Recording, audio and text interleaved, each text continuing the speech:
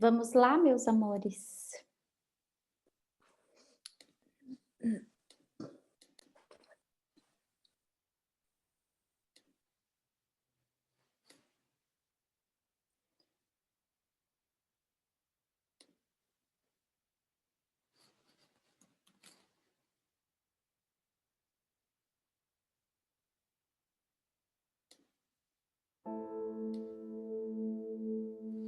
Vamos lá, meus amores. Vamos sentar numa posição confortável. Ou você pode deitar, não tem problema nenhum. Tome de algumas inspirações profundas e vai soltando o ar bem devagar, com os olhos fechados. Busque nesse momento se sentir presente, estar presente. Sentindo a tua respiração como um veículo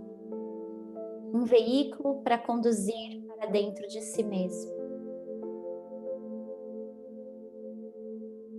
Abençoado seja esse momento que conduz você ao mergulho interior.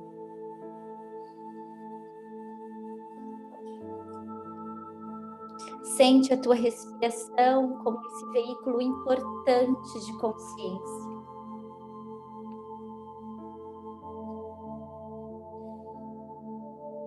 E vai adentrando mais profundo de si mesmo. À medida que você respira, sente como se você fosse descendo algumas escadas.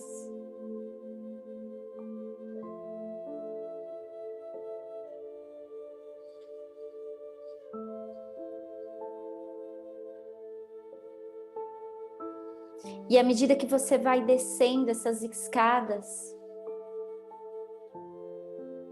você sente retroceder em sua vida. Cada degrau é um momento da sua vida. Às vezes você quer parar, olhar para ele, analisar, e outras vezes você quer seguir adiante. Continue descendo. E à medida que você desce, você se aprofunda mais em si mesmo.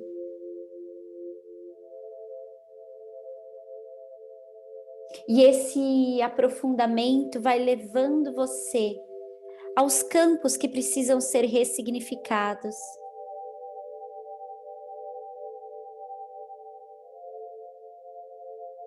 Aos campos de profunda experiência, de desafio da tua vida. O poder da consciência do eu sou está em você e você é capaz de descer um pouquinho mais. E quando eu contar até 3, você vai descer o último degrau. 1, 2, 3.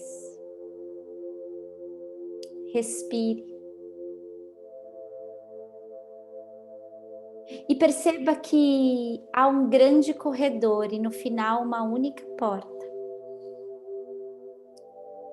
E eu pedi para que todos vocês trouxessem uma pergunta pessoal, algo de cunho pessoal.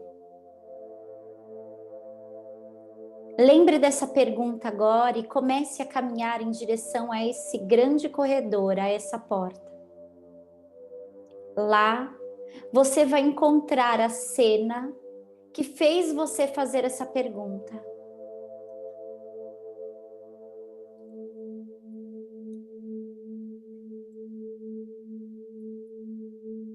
Então continue respirando e soltando o ar. E à medida que você inspira e expira, você continua caminhando neste corredor e você vê uma porta lá na frente. Respire e continue caminhando.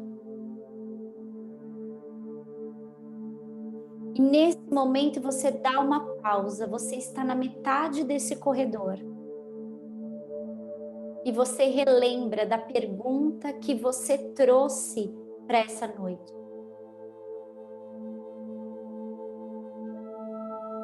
E você dá mais um passo e tem mais metade desse corredor e na sua frente a porta. E você começa a perceber que atrás dessa porta vai ter uma cena conectada à sua pergunta que você traz hoje. Continue caminhando, caminhando. E eu vou contar até 8, e quando eu chegar no 8, você vai sentir estar em frente a essa porta. Caminhe 1, caminhe 2, 3, 4, 5, 6, 7 e 8. Toque a mão na maçaneta. Inspire profundo e saiba que quando você entrar, você vai ver uma cena da sua história. Está conectado com a pergunta que você está trazendo. Então abra a porta e deixa vir essa memória. Ela está aí. Tome consciência dos seus sentimentos. Eu sei e você sabe que é capaz de acessar esse campo. E esse campo de desafio que você acessa, esse campo de dor, esse campo que reflete a sua pergunta, é também o campo para transcendência.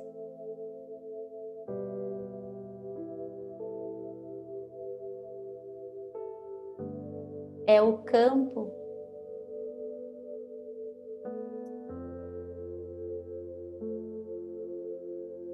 de crescimento. Observe o seu sentimento dentro dessa sala, se é dia ou noite, se ao entrar nessa porta está um campo aberto ou você está num lugar fechado, não importa. Qual o seu sentimento aí dentro? Qual é a sensação?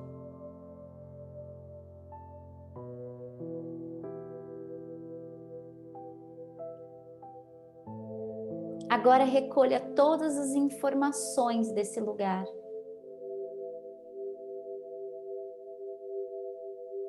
Feche a porta. E caminhe de volta no corredor até o final desse corredor tem a escada.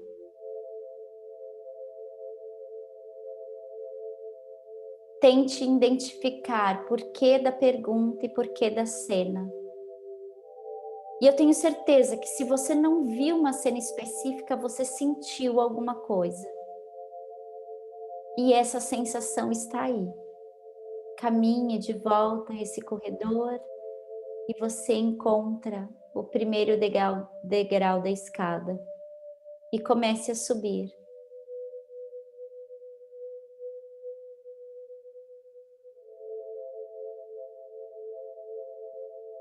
Vai subindo lentamente. Vai subindo, vai subindo, vai subindo.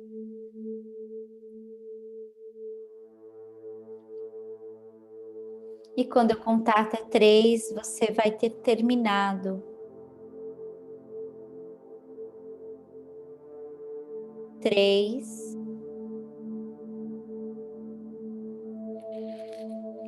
2, 1.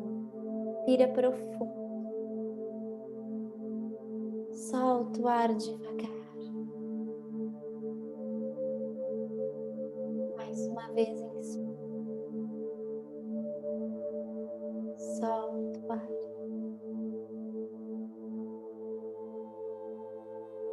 E quando você soltar o ar, você observa como se a pergunta que você trouxe e a cena estão olhando um para o outro, e você olhando isso.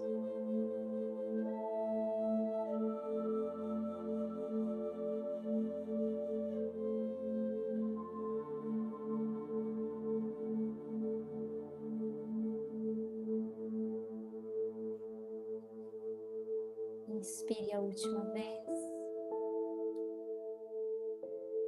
e solta o ar.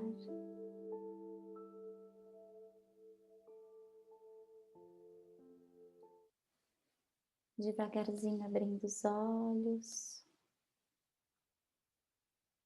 Muito bom.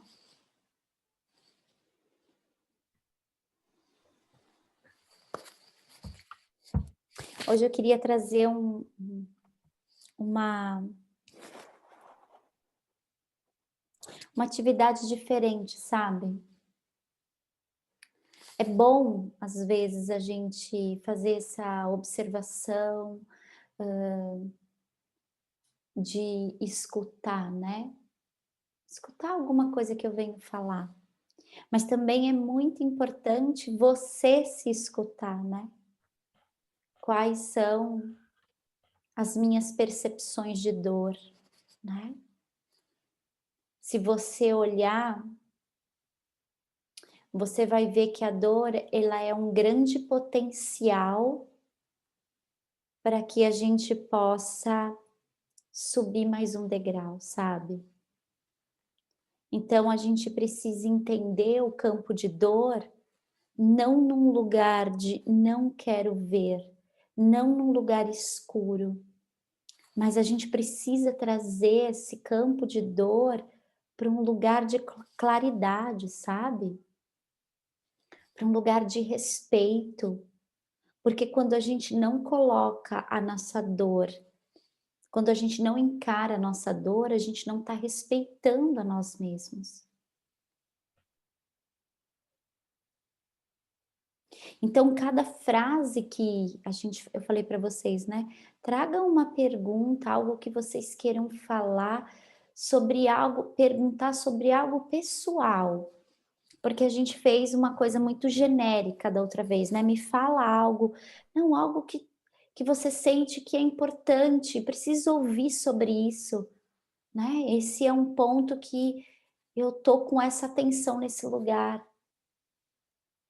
Então, cada frase que vocês trouxeram está conectado com esse campo de dor.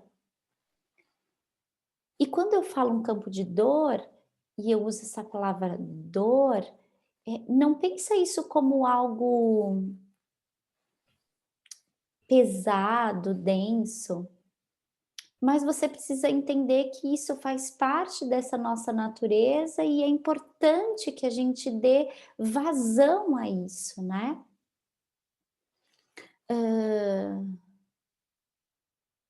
A maioria das pessoas que vivem na rua, eu não sei se vocês já pararam para pensar sobre isso, que a maioria das pessoas que vivem nas ruas, elas estão lá porque as suas vidas, quando crianças, foram vidas marcadas por traumas. A maioria das pessoas que estão no presídio apanhavam quase diariamente.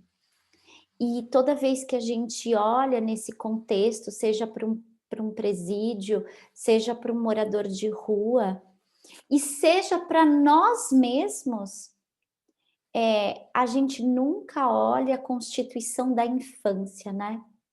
Quem sou eu como criança? Quem é esse indivíduo que está preso? Que criança foi essa? A gente tende sempre a olhar para as pessoas a partir dos vícios, a partir do ponto de dor delas, mas não aquilo que está por trás dela, né?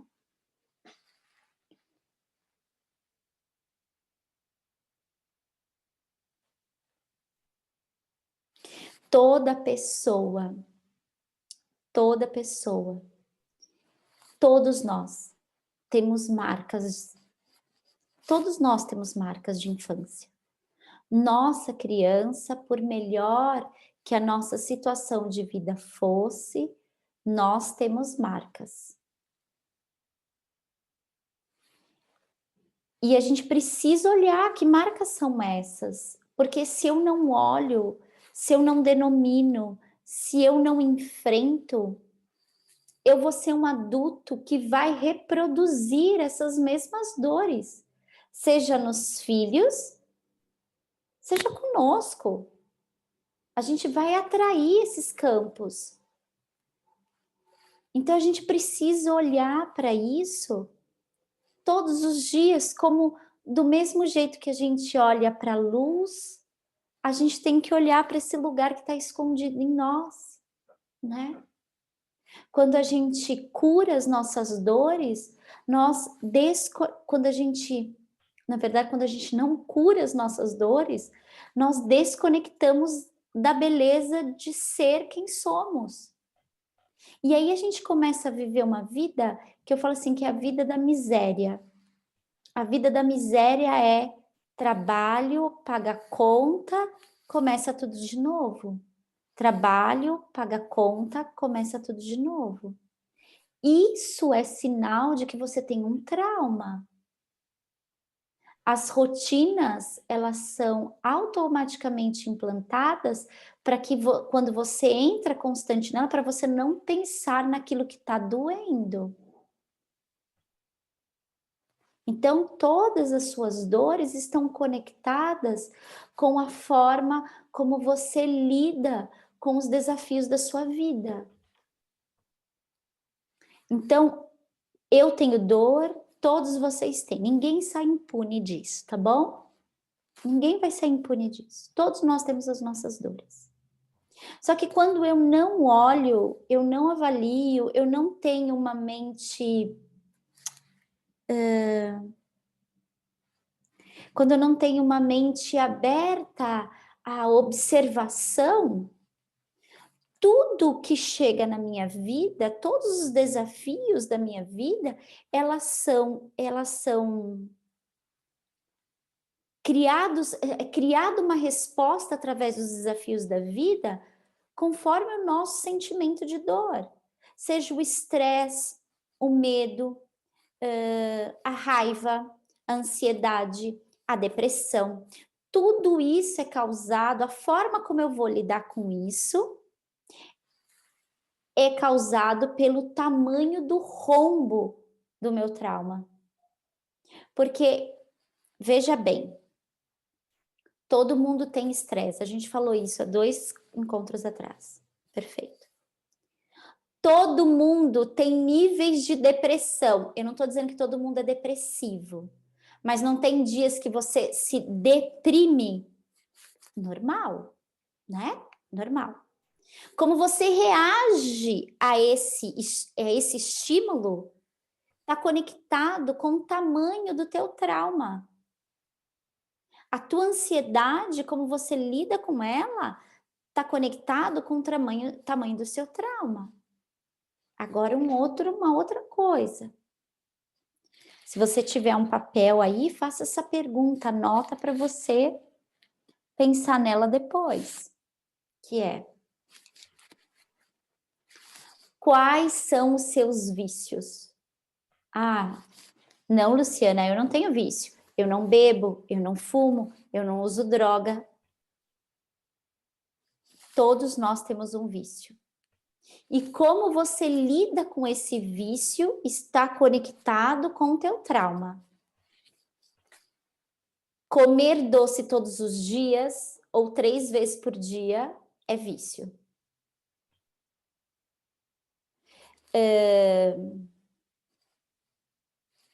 Exagerar na atividade física é vício.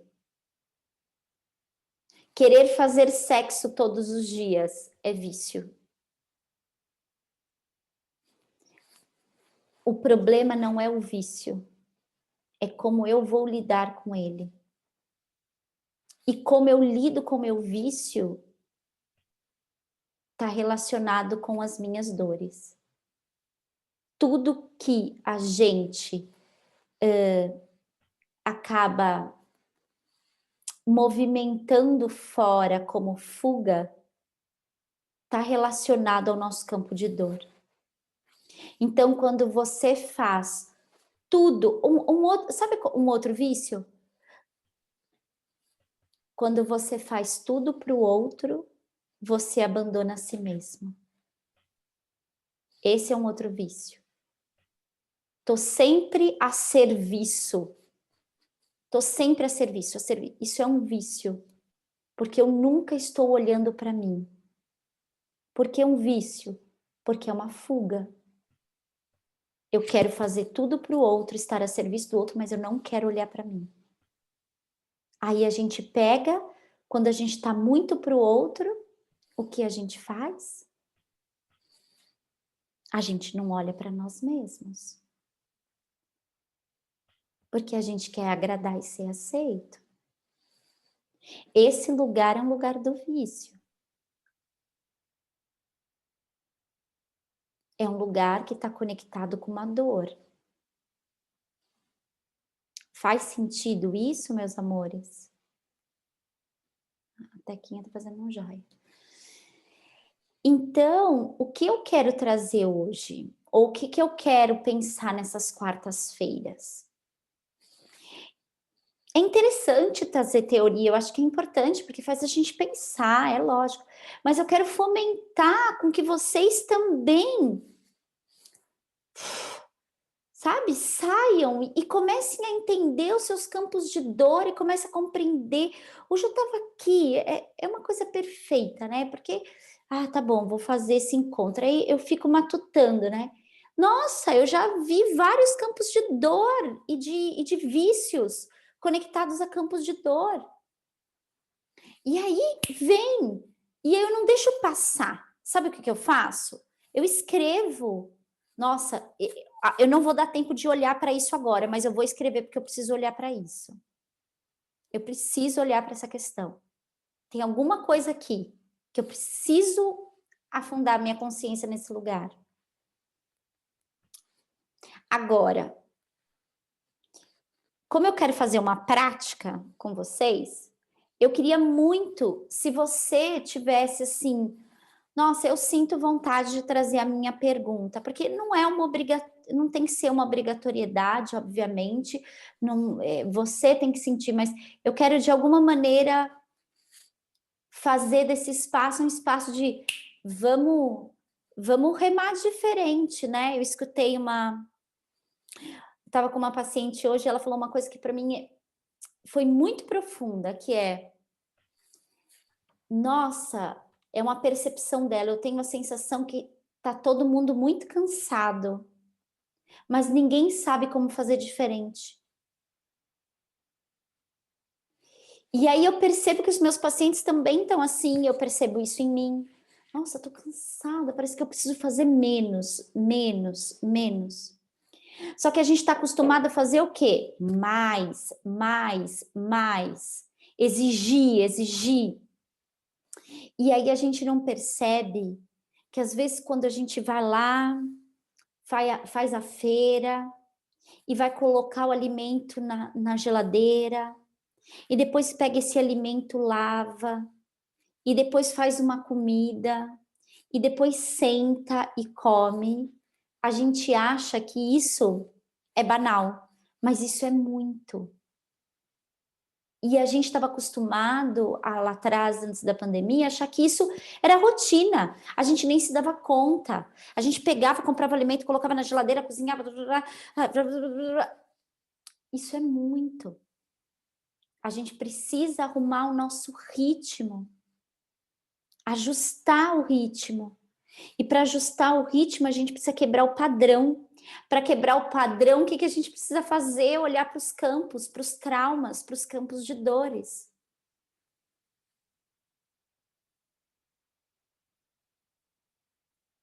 Eu coloquei um vídeo lá no meu Insta e a terapeuta diz assim, dentro de um presídio em círculo, dê um passo à frente quem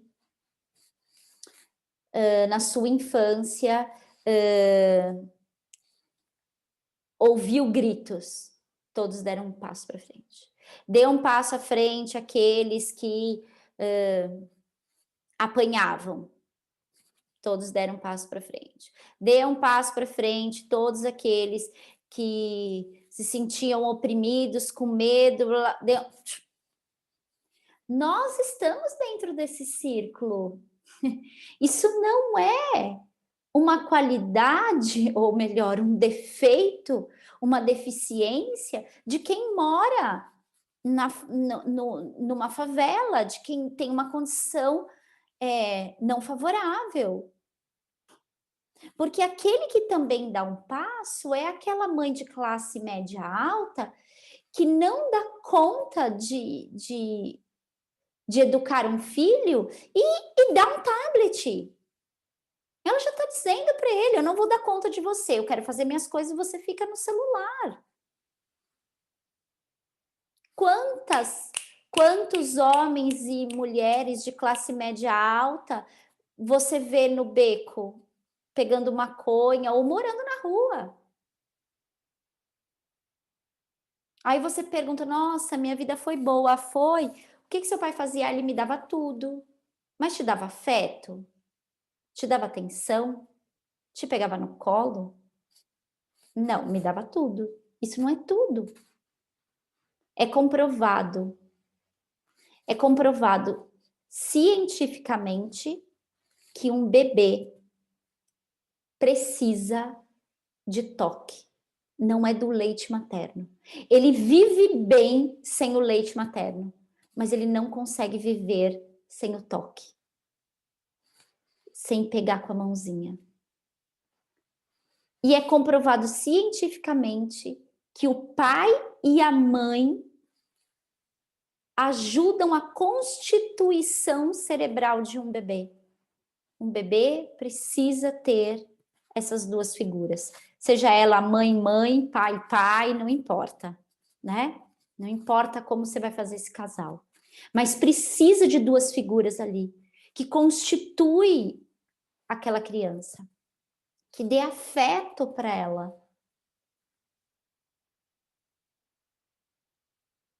E às vezes é a mãe e a avó, né? E tá tudo bem. Mas ele precisa de duas figuras. Não importa quem vão ser essas figuras. Mas ele precisa entender esse apoio do lado direito e do lado esquerdo. É como um apoio para ele, sabe? É como um apoio para ele conseguir se manter em pé. Então, alguém sente vontade de trazer uma pergunta?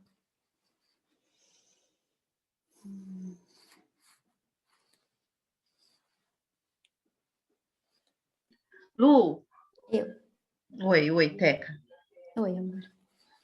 Seguinte, minha linda, você comenta da necessidade que a gente tem de identificar essas dores, né? Que é como se essas dores que a gente tem, elas que acabam criando todas não, desculpa, os traumas, esses traumas que acabam trazendo a gente para essas dores que a gente tem hoje, né? Mas assim, eu falo por mim, não é fácil identificar esses traumas, porque às vezes a gente acha que é normal, como você mesmo comentou, né? Que é muito comum, né? A gente ter passado por algumas coisas na infância, uns mais, outros menos, enfim, todo mundo tem as suas questões. Então, assim, a minha pergunta é como identificá-lo? Como é que eu sei exatamente? Assim, óbvio, tem aqueles traumas que são os típicos, tá? Eu apanhei demais, sofri algum tipo de assédio mais forte, ou um pai bêbado, uma mãe bêbada. Óbvio, tem alguns traumas que são muito nítidos, não tem como você não identificar. Mas acho que a nossa grande maioria aqui, penso eu, né? Sei lá, não passamos por coisas tão fortes, né? Mas não deixam de ser traumas, né? Por exemplo, eu falo por mim, Eu tenho uma crise de ansiedade violenta, com crises de pânico, entendeu? Então, quer dizer, tem alguma coisa por trás disso, Lu? Tem alguma coisa, mas o que é, né? O que está por trás disso que eu não consigo identificar, sabe? Porque às vezes eu paro para pensar, ai, tal coisa, não, mas eu fui amada, não, eu passei por tal coisa, ah, mas eu superei, você entendeu? Agora também não sei se eu fico minimizando, eu não sei, mas enfim, a pergunta é como identificar dentro, supostamente de uma criação normal, como aquilo que eu te falei, sem esses grandes traumas que eu citei, né? Sim. Identificar qual é o caminho. Tá. A gente sempre começa a pegar aqueles traumas que a gente sabe que é fácil, como você fala, identificar. Mas tem um ponto que você traz para mim que é o certeiro. A gente nunca acha que sofreu muito. A gente sempre minimiza. Porque agora você está olhando com a sua consciência de uma adulta e você vai entender. E ó, escuta, eu sou mãe e vou falar desse lugar de mãe. Eu não vou falar do lugar da filha, eu vou falar do lugar da mãe. A gente, quando olha para a dor, a gente olha com um lugar de maturidade, a gente não olha no lugar do que aquela criança estava sentindo, o que aquela criança passou naquele momento. Esse é o ponto-chave. O segundo ponto-chave é, não é uma crítica sobre os pais. Não é isso. Porque se você colocar os seus pais no limbo, você não vai curar. Não é isso. Mas é identificar aquilo que aquela criança queria e que ela não foi totalmente acolhida. Esse é o ponto. Então, quando você diz assim, todos nós aqui, eu tenho certeza que a maioria de nós não deve ter sofrido tanto. Eu não sei, Teca. Eu não sei. Vou me colocar eu como exemplo. Os meus pais são uns amores de pessoa. E aí eu vou fazer uma coisa assim, bem pessoal, assim. Meus pais são uns amores. Amo eles de paixão. Mas eu era muito diferente das minhas irmãs. E por ser muito diferente, eu apanhava muito. Mas não eram os tapinhas na bunda. E aí o que eu tenho que fazer? Deixar de amá-lo? Não. Mas eu tenho que olhar para aquela criança que tinha dor. Aquela criança que apanhava até fazer xixi na calça. Não adianta dizer assim, ah, mas eu sou uma pessoa, hoje eu perdoo. Tá tudo bem, eu perdoo mesmo. Mas eu preciso saber se a criança que viveu aquilo também perdoa. Porque se ela não perdoar, eu vou querer ser aceita por todo mundo. E eu vou fazer tudo para todo mundo. Porque nesse lugar tem duas coisas. Ou você entende que seu pai não gosta de você, ou você entende que você não é boa para aquele sistema. Aí você já criou pronto, você já criou uma dor. Que essa dor é a dor que vai para o mundo. Então eu preciso voltar nesse sistema. Então todos nós, não existe para uma criança, e você tem que olhar com o olhar da criança, não existe para uma criança, às vezes, Rô, Teca, um grito de um pai é muito mais dolorido do que um tapa na bunda, porque assustou. Eu estava em casa há 2 semanas atrás e eu dei um grito porque tinha entrado um bicho em casa. Mas eu dei um grito assim, ai meu Deus, o bicho quase entrou no meu cabelo, brava.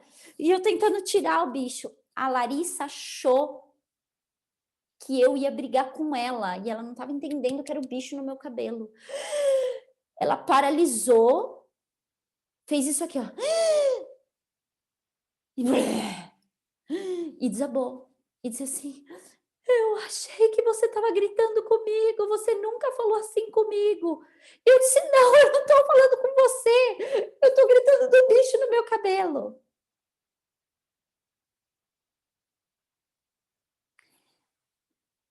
Essa marca nela, esse susto nela ficou. E aí a gente vai curando, porque a gente tem um pouco de consciência, né? E eu não sou perfeita, não. Ela vai ter que fazer terapia. Que bom, sabe? Que eu vou dar consciência para ela e falar assim: eu não sou perfeita, você vai ter que fazer terapia. O problema, Teca, é que os pais, eles continuam até hoje olhando para nós com um olhar superior. Eu sou o pai e você é o filho. Ou eles vertem o papel. Agora eu vou ser filho e você cuida de mim. Não tem um lugar aqui, ó, tá vendo? Não tem um lugar, estamos caminhando junto. Tem um lugar, ou eu sou superior a você, ou eu vou colocar você nesse lugar para que você possa, para você cuidar de mim. Não tem um lugar de unicidade, né? Aí quando você traz a crise da ansiedade, a ansiedade pode ser zilhões de fatores.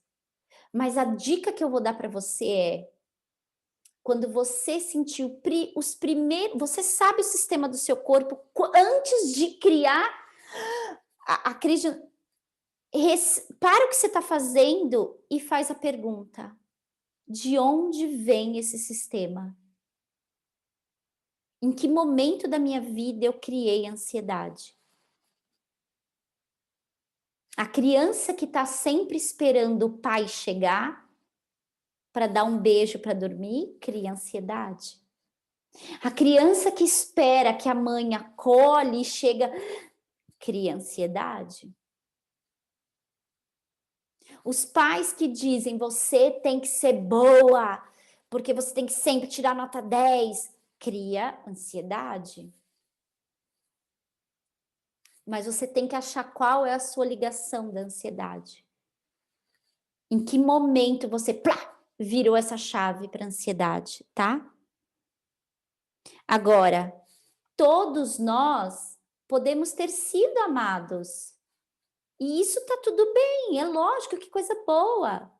Mas isso não quer dizer que você superou seus traumas.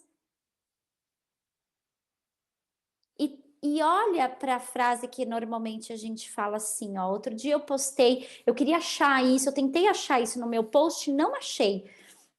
Era algum psicólogo dizendo assim: aqueles que dizem que um tapa na bunda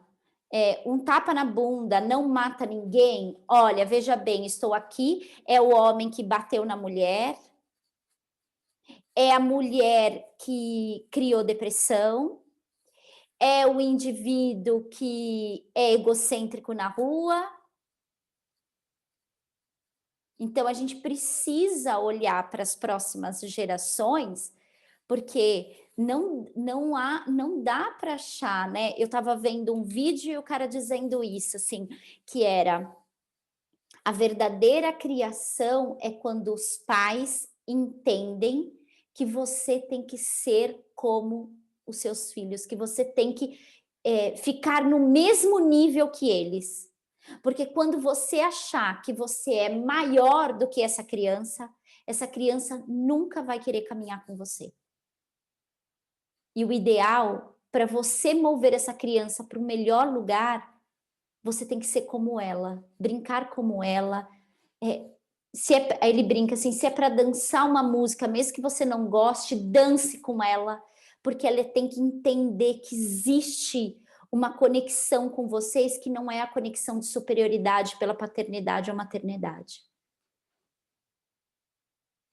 Hoje essa consciência é melhor, mas na época dos nossos pais não eram assim. A gente também entende. Eles estavam tentando sobreviver, né?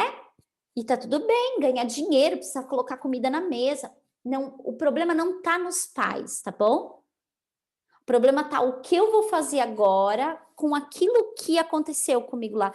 que a gente sabe, eles deram o melhor, sabe assim, essas frases, tá tudo certo, é isso mesmo. Eles deram o melhor que eles podiam, eles estavam tentando sobreviver, mas a gente precisa, escuta isso com amor, quebrar esses vínculos. A filha, eu estava vendo a história de uma menina que foi raptada por um taxista, e ela com a amiga, e esse taxista prendeu elas e vendeu elas, e vendeu essa menina para ela perder a virgindade. A mãe não foi procurar ela, porque achou que ela tinha fugido de casa. Ninguém, por 6 semanas, ninguém foi atrás dela. Aí você olha a história da mãe, a mãe foi abusada. É um padrão que se repete. Ah, Luciana, mas eu não vou ter filho. Não tem problema. É um padrão de quem vai caminhar na sua história. Olha que profundo isso. Mesmo que você não tenha filhos, alguém vai fazer a mesma jornada que você. Não pense que o caminho que você está percorrendo hoje é um caminho que você está desbravando agora. Alguém fez o mesmo caminho que você. Teve uma história parecida, leva uma vida parecida com a sua, faz profissionalmente coisas muito parecidas. Alguém já fez isso que você está fazendo aqui. Você está caminhando nessa estrada que alguém já caminhou. Então você tem que pensar assim: se alguém que vai nascer vai passar pela essa estrada, por esse caminho que eu deixei as minhas pegadas, eu quero achar.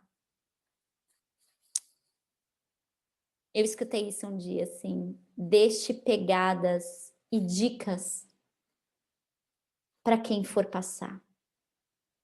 Para que eles possam entender que você superou as suas dores e que quando ele chegar nesse ponto e tiver esse mesmo desafio que você, ele diz, deixe ali uma memória firmemente no teu caminho para que essa pessoa possa fazer essa mesma transição. Faz sentido, Teca? Será que eu ajudei aí? Ajudou, Lu, me esclareceu bastante coisa. Agora, só mais uma perguntinha. Você falou que eu achei bem interessante isso, da gente olhar lá atrás com o olhar da criança. Isso você tem razão, porque realmente a gente acaba olhando o nosso olhar de hoje, né? Então é maluco isso. Parece simples, mas não é. A gente olha mesmo com o olhar de hoje. E quando você falou isso, eu falei, putz, é uma chave. Agora, Lu, a última pergunta, que eu não sei se as meninas querem fazer perguntas também. A partir do momento que eu volto, né? Que eu volto para uma situação da infância, e que eu olho com aquele olhar daquela menina que tomou um susto ou que se sentiu abandonada uma situação supostamente hoje boba para mim, mas para aquela menina não foi boba, né?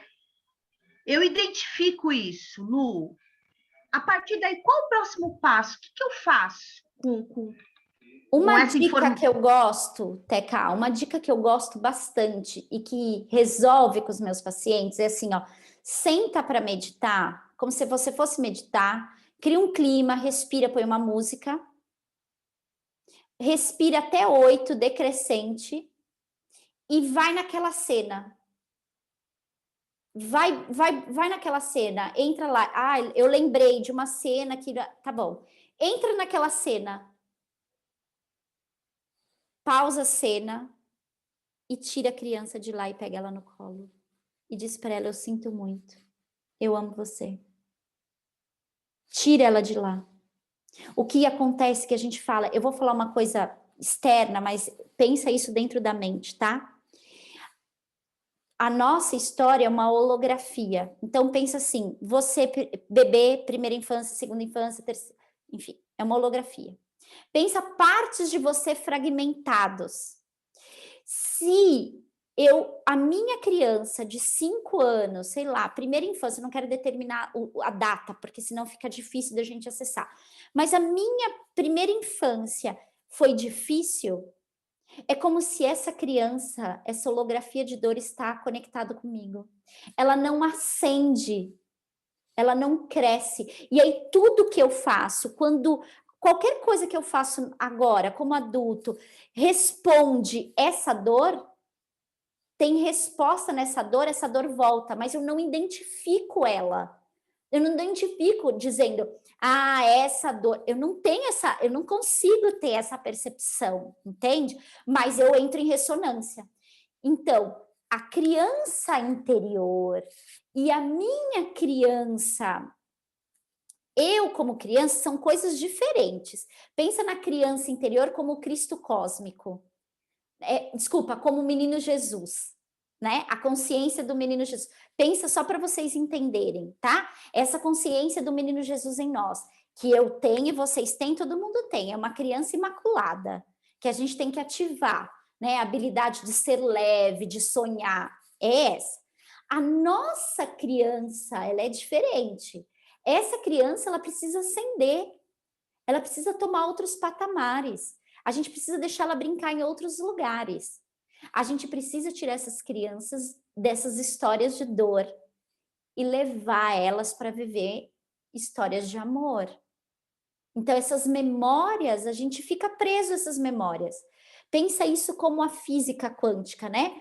Que diz, a gente está vivendo esse mesmo mundo, existem zilhões de mundos paralelos, né? Pensa, se a gente pensar na física, é como se a sua criança estivesse presa nesse mundo paralelo. A dor dela faz ela ficar lá.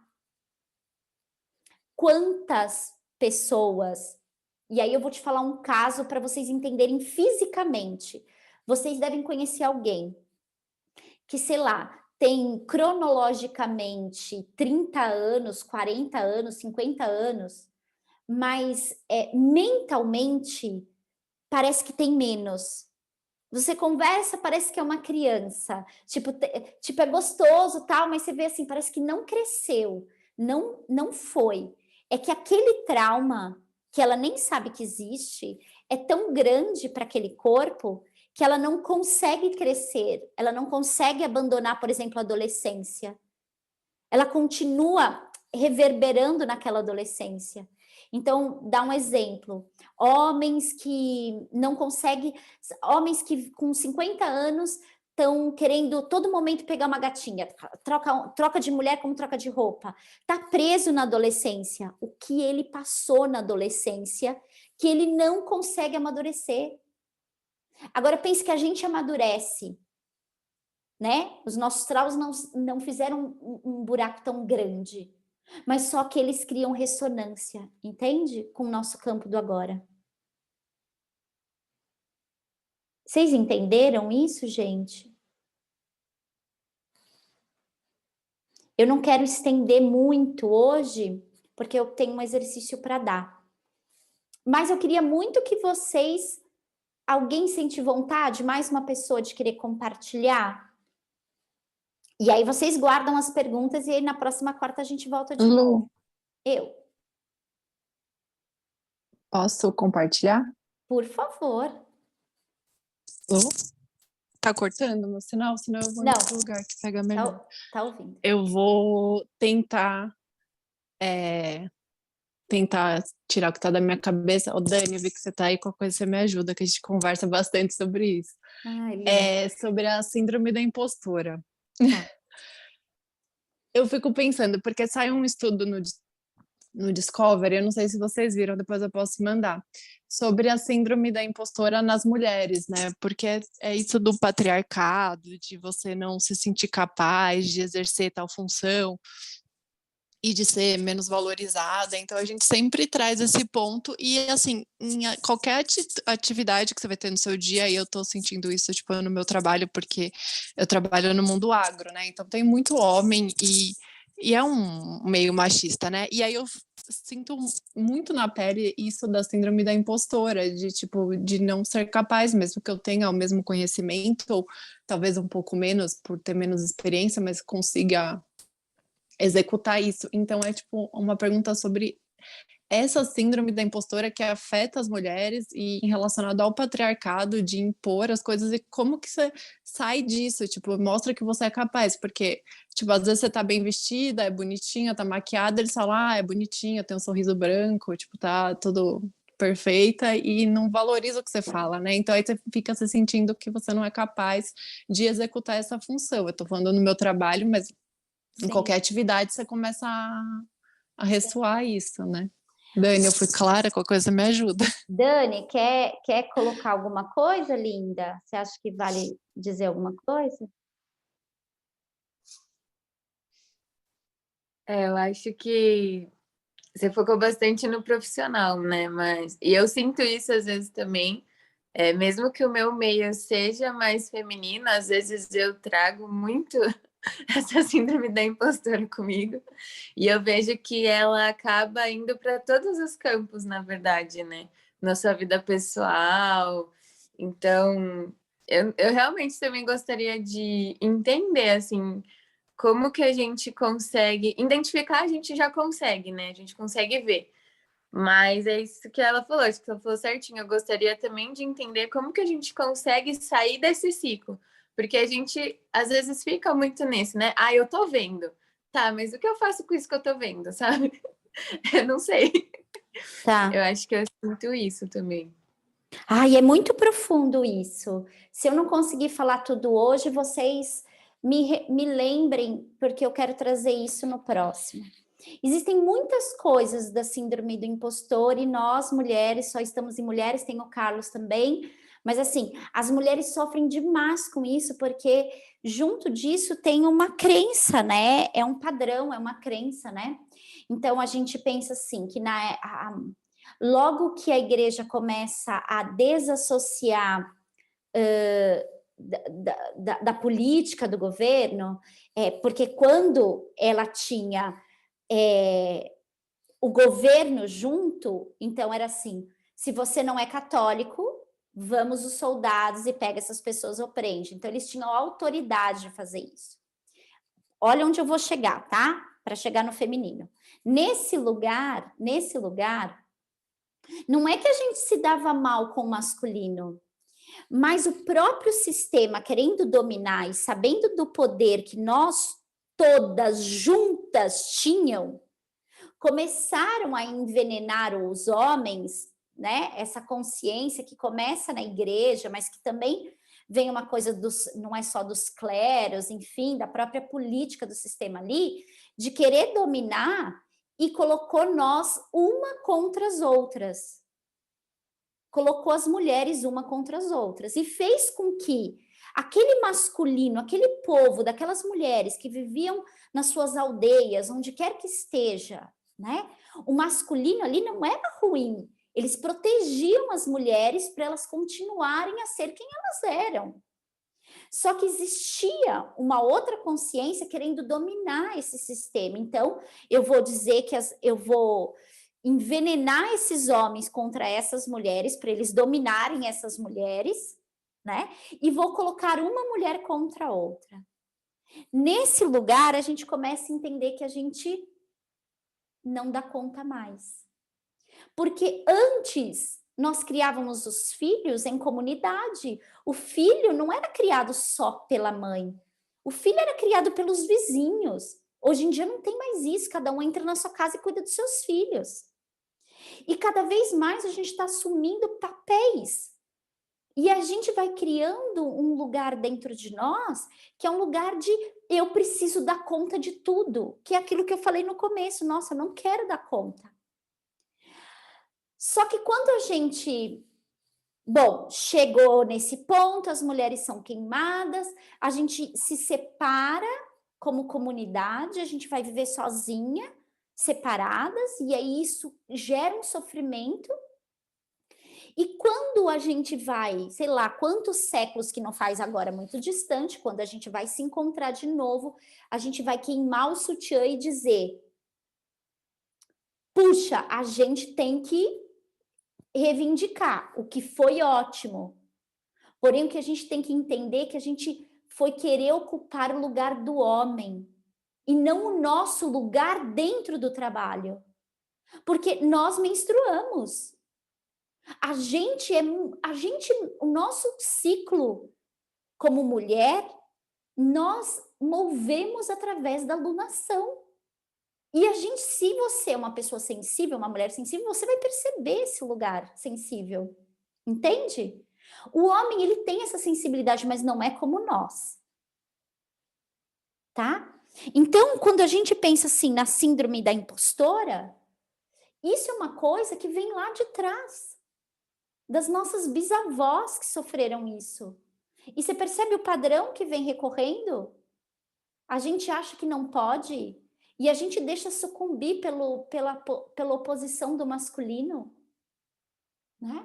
Agora, eu não vou entrar muito no detalhe disso, porque eu conheço vocês duas, eu conheço o sistema de vocês, mas eu quero generalizar isso tudo. Ó, se eu tenho uma mãe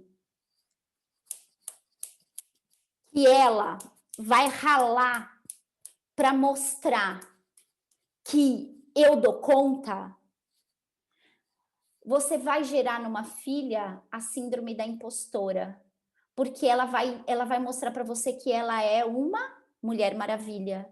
Tô pensando na psicanálise agora, tá? Na psicanálise. A mãe vai dizer, eu sou mulher maravilha. Na psicanálise é a mãe que diz, sem dizer nada, ela diz para o filho, eu sou uma mulher maravilha, olha o tanto de coisa que eu faço.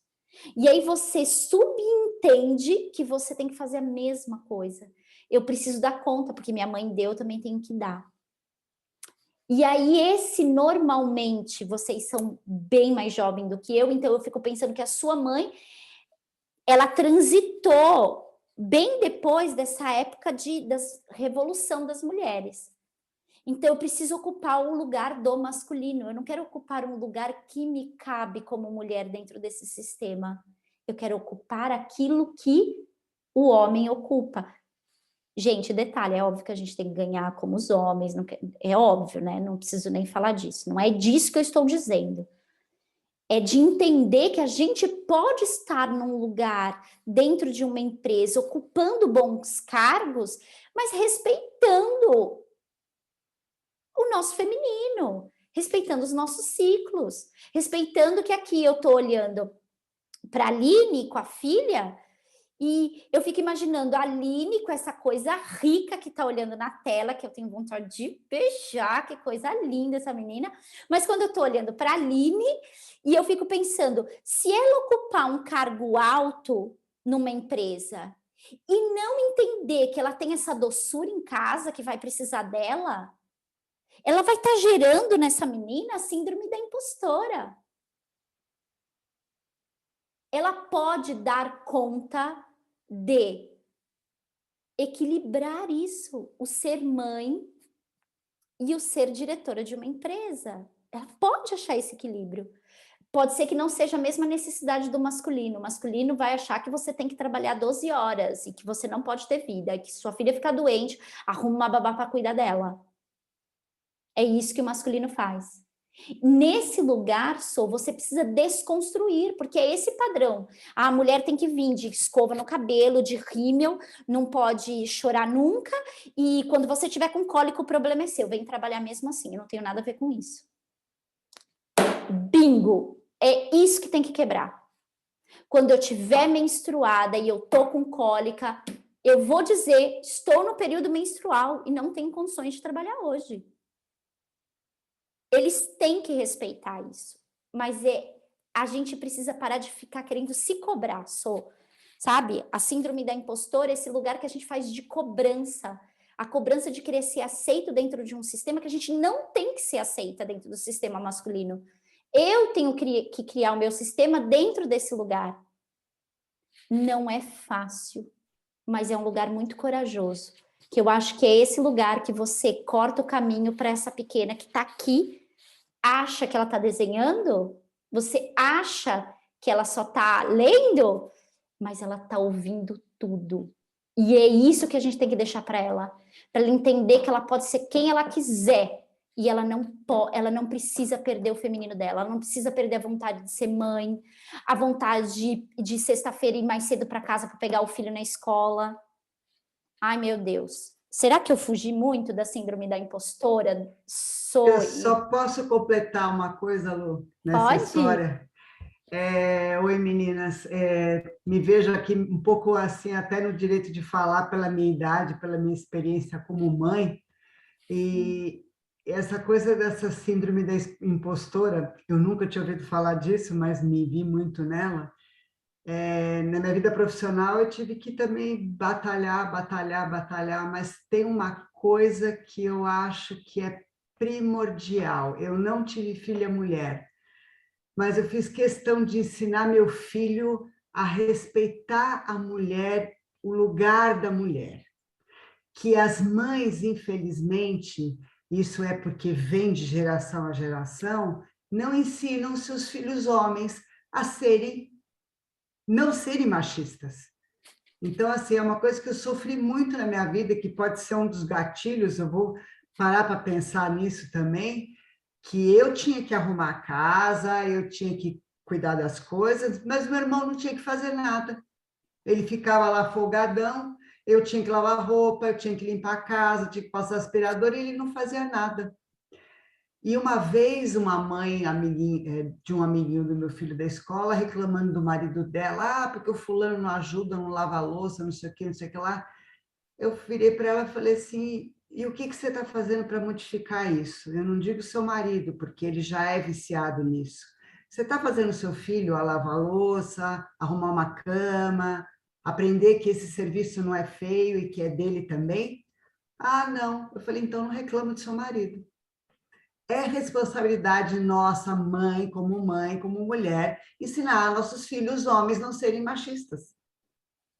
Porque senão as mulheres, elas não vão deixar de sofrer nunca, gente. Porque a culpa é da gente, de nós mães, que ensinamos nossos filhos a serem machistas. Sim. Entendeu? E porque é criado nesse sistema também, tem muita mulher que é machista, Sim. né? Exatamente, sabe? Isso não é uma Isso não é coisa coisa de homem. Mas, gente, não é isso, não. Se todo mundo vai para a rua trabalhar, tem que trazer dinheiro para casa, porque hoje em dia não tem mais essa coisa da mulher ficar sozinha e folgada lá em casa sem trabalhar. Gente, todo mundo tem que fazer tudo. Todo mundo tem que trabalhar, todo mundo tem que lavar roupa, todo mundo tem que arrumar a casa, todo mundo tem que fazer. É um trabalho conjunto. Sim. Perfeito, Clau. E eu conheço teu filho e sei a criação linda que você deu para ele. Fez sentido isso? Então, a síndrome do impostor, então, só para fechar, a síndrome do impostor, ela sempre chega quando a gente está querendo ocupar um lugar que não é o nosso. Você entende? Eu quero tão ser perfeita naquele lugar que putz, não vou dar conta, porque o que eles desejam de nós não é o que nós temos que fazer, não é o nosso pulso, não é. Entende isso, Sô? Fez sentido? Fez total, só tem que, como diz a Teca, saber administrar e reconhecer isso, porque às vezes eu preciso fazer tal função, mas aí eu caio no, será que eles vão me julgar que eu não sou capaz, que só tenho uma carinha bonita e não tem conteúdo, sabe? Tipo, e eu tenho que lidar com tudo isso, né? E me impor de um jeito para eles É muito reconhecerem o fácil, feminino. Soraya. Você tem que acreditar em você mesma e mostrar que Esse você é aí é o capaz. ponto. O Esse é ponto o é ponto. esse, é acreditar em você, porque há pouco tempo atrás eu vi de um ex-chefe meu que a gente trabalhava numa empresa que eu era gerente geral e eu tinha que cuidar de tudo, e ele veio reclamar da limpeza, e ele falou assim, escuta, eu vou te ensinar, você não sabe limpar um banheiro? Eu olhei bem para a cara dele e falei assim, não sei, porque eu fui fazer administração de empresa, eu não fiquei limpando casa. Então, sabe, Soraya, você tem que se impor. Você tem que se impor, porque homem, infelizmente, eles são folgados e eles são criados para diminuir a gente. Não é culpa deles, eles foram criados assim. Então, assim, uma dica que eu dou, com amor, porque eu não fui amorosa, eu sempre fui na base da briga, com amor, com jeitinho, você mostra a sua capacidade e tudo que você é e que você pode produzir. Sabe? Que lindo. Nossa, perfeito, fechou perfeito, gente. Perfeito. Obrigada. Que lindo. Eu gosto o maior exercício é o exercício da escuta e da fala. alguém fala. Esse é o exercício do feminino, né? A gente sentava em círculo e uma falava e outra escutava, né? Aquelas que tinham experiência daquilo falavam e as outras escutavam e vice-versa. E eu acho que isso é de um primor. Então, grata a todos vocês, vamos fazer um exercício. E aí, guarda as perguntas, hein? Rô, Si, Carlos, Sil, Claudinha, a Aline, a outra Cláudia, todo mundo aí, tá? Guardem as suas perguntas. A Diri, guarda as perguntas para a gente fazer no nosso próximo encontro. Então, vamos fechar os olhos e vamos fazer um fechamento com isso.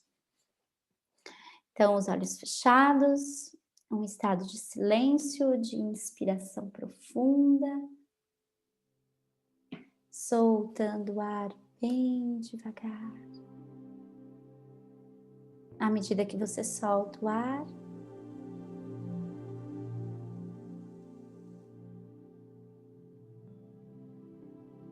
você vai voltar para aquela mesma escada e você vai descer 8 lances. Então, prepare 1, 2, 3, 4, 5, 6, 7, 8.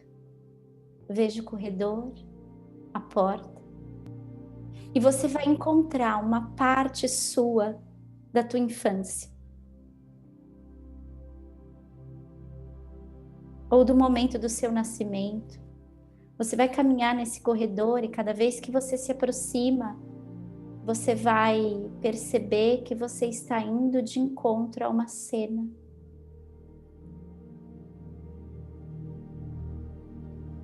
E você está chegando perto em 3, chegando mais próximo, sente o sentimento 2, chegando na porta, abrindo ela, 1. Adentre. E você vai entrar numa cena. Uma cena para recorrer. Para amparar a tua criança.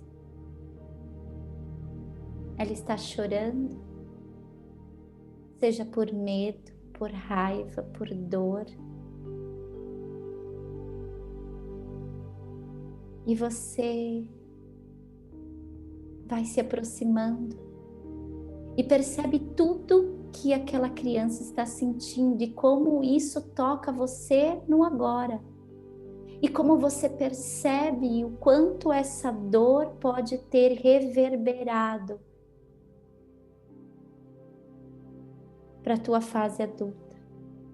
Então você recolhe e pega essa criança no colo.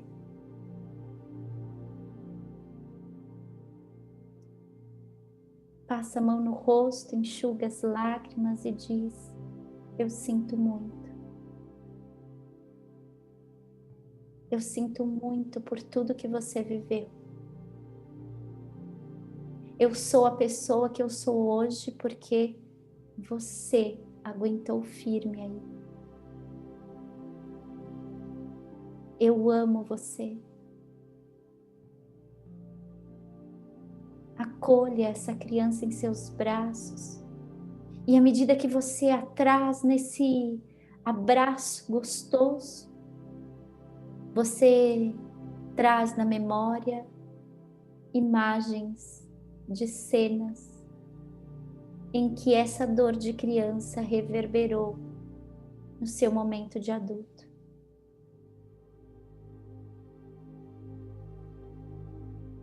Então, visualize o que para você é a consciência de uma mãe. Não a sua mãe terrena, uma mãe divina. Seja Mãe Maria,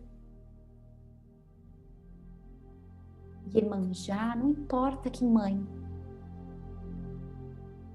Visualize essa consciência divina aproximando de vocês.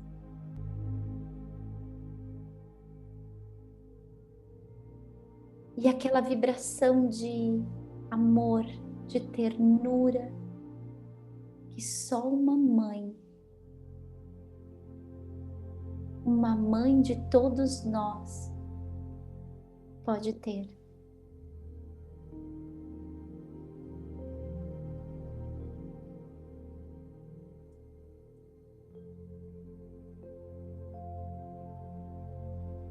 E nesse momento,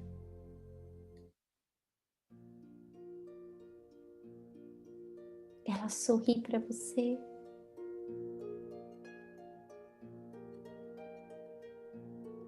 E você diz para essa criança: eu desejo que você seja feliz. E eu liberto você desse seu campo de dor.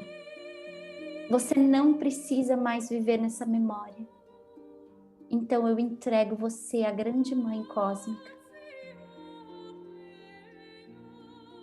Visualize você dando essa criança, que é você, nos braços dessa divina mãe.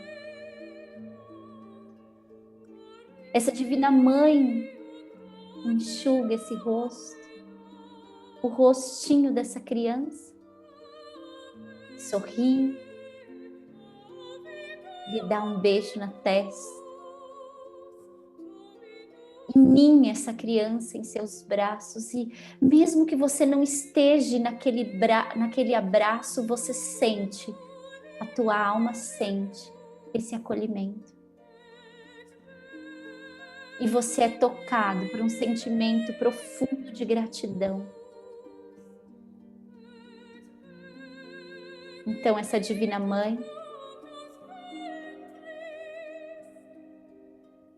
com uma mão segura o bebê e com a outra toca o seu coração.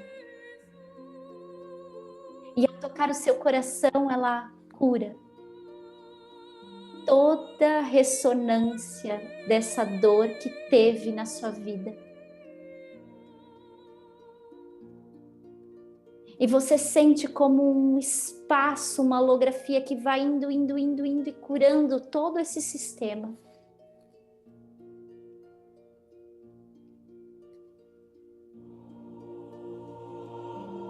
E você só agradece. A gratidão é a cura. E você sente que ao olhar nos olhos dessa divina mãe, você conseguiu dar um passo adiante do seu sistema de dor e avançar mais para o centro da unicidade.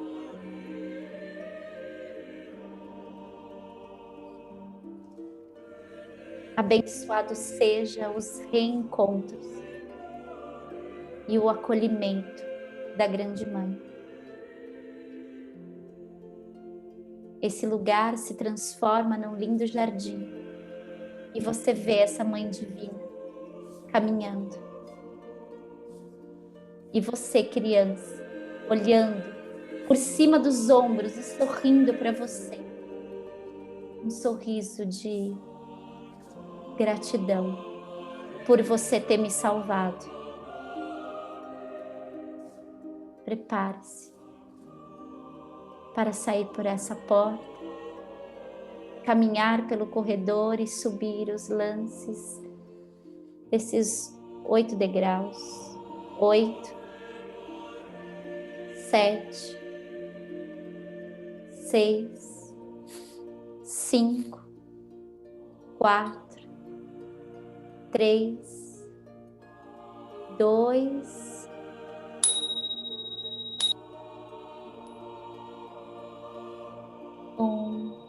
inspira profundo,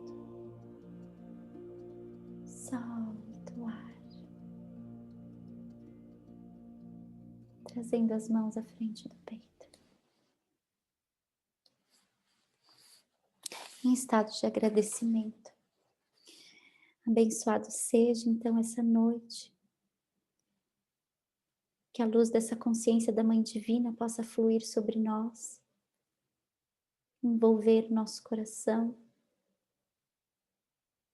e abençoar as nossas vidas. Que assim seja, assim é. Namastê, amém, aum, shanti, muita paz, paz, paz. bom. Todos bem? Obrigada, viu, Lu? Imagina, meu amor. Obrigada. Ó, não tem como a gente não ser tocado, né, pela Mãe Divina, né? A Mãe Divina é um lugar que sempre acolhe todos os filhos, né? E eu achei bonitinho, Aline, porque na hora que a gente estava falando do colo, a sua filha pegou e fez assim um chameguinho e deitou no seu ombro. Eu achei isso muito profundo, né? Você sendo acolhido e ao mesmo tempo ela sendo acolhido pelo seu colo, né? Que lindo. Então, tá bom. Beijo grande no coração de vocês. Lu, obrigada. Eu que agradeço. Beijo, meu amor. Beijo, princesa. Linda. Obrigada, Lu. Boa noite para vocês. Imagina. Obrigada, Lu. Saudade, Clau. Beijo. Saudades. Beijo, beijo. Tchau, tchau. Tchau. Tchau, Dinda. Ai, meu Deus, lindo. Eu achei que você não ia Fofa. Conta pra mim como você se chama. Antonella. Ai, Antonella, você é magnífica. Você é muito linda. Ai, Que coisa linda. rica, Obrigada. lindeza. Quantos anos você tem, Antonella? Uma mão inteira a idade da minha filha, Antonella. Da próxima vez eu vou trazer minha filha aqui, ó, para vocês ficarem, ó, só fuxicando, combinado? Beijo grande, lindeza. Tchau, tchau. Que coisa rica. Tchau, Dinda. Fofa. Tchau. Tchau, amor. Tchau. Ai, a Sil, ó, tinha aqui, ó. Tchau, princesa.